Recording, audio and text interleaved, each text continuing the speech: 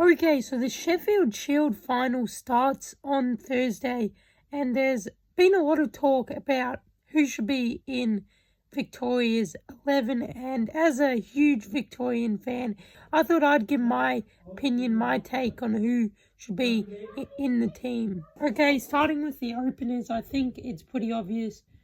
Campbell Callaway at number 1.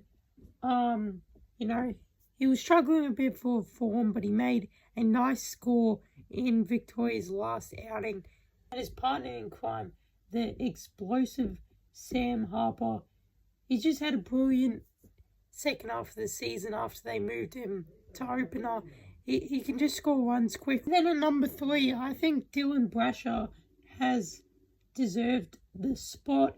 In his couple of Sheffield Shield matches, he's looked brilliant, made a quick knock last game against South Australia. At number 4, we have the veteran Peter Handscomb. I think this one is probably the most obvious one on the list. He's the leading run scorer in the Sheffield Shield this season. And then at number 5, a young gun, the future of Victorian cricket, probably the future of Australian cricket as well, Ollie Peake. Had a brilliant knock last game. Marcus Harris, although he hasn't really had a great season, he's been moved around. He was moved from his usual opener spot down to number 3 now. Played the last couple games at number 6. And it hasn't been great, but he's just been so good for Victoria over the couple years. And number 7, another no-brainer, Will Sutherland. Great bowler, he can bat. He's just a great all-rounder.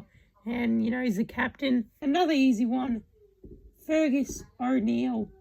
He was rested last game, but he's 100% going to be back. He's just so dynamic with the ball. And, he can also bat. And number 9, this has probably been the spot that has been talked about the most.